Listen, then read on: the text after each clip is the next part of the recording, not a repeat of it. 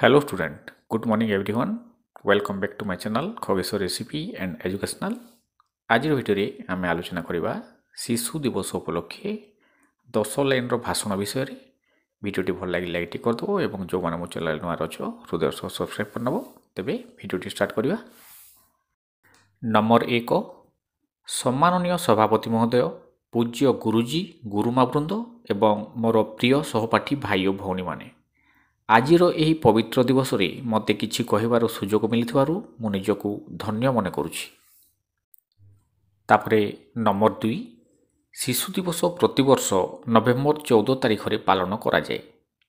Number 3, ଏହି ଦିନଟି ଆମର ସ୍ୱାଧୀନ ଭାରତର ପ୍ରଥମ ପ୍ରଧାନମନ୍ତ୍ରୀ ପଣ୍ଡିତ ଜବାହରଲାଲ ନେହେରୁଙ୍କର ଜନ୍ମଦିନ ଅଟେ।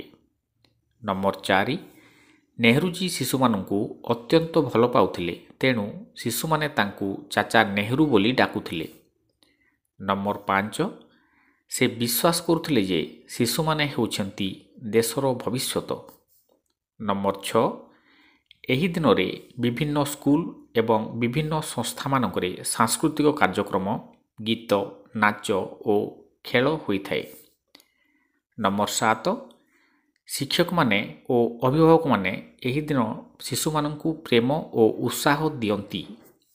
ନମ୍ବର 8, ଏହି ଦିନ ଆମକୁ ସ୍ମରଣ କରାଯାଏ ଯେ ଆମେ ଶିଶୁମାନଙ୍କ ଅଧିକାର ଓ ଶିକ୍ଷା ସୁନିଶ୍ଚିତ କରିବା ଉଚିତ। ନମ୍ବର 9, ସମସ୍ତ ଶିଶୁ ଖୁସି, ସୁସ୍ଥ ଓ ଶିକ୍ଷିତ ହେଉ, ଏହା ହେଉଛି ଆମର ସମସ୍ତଙ୍କ ଦାୟିତ୍ୱ। ଶେଷରେ ନମ୍ବର 10, ଆସନ୍ତୁ ଆମେ ସମସ୍ତେ ଶିଶୁ ଦିବସକୁ ଖୁସି ଓ ପ୍ରେମରେ ପାଳନ କରିବା। ଧନ୍ୟବାଦ। ଜୟ ହିନ୍ଦ, ଜୟ ଭାରତ। ଆଜିର ଭିଡ଼ିଓ ଏତିକି ଥିଲା। ପୁଣି ଦେଖା ହେବ ନେକ୍ସଟ ଭିଡ଼ିଓରେ। ନମସ୍କାର।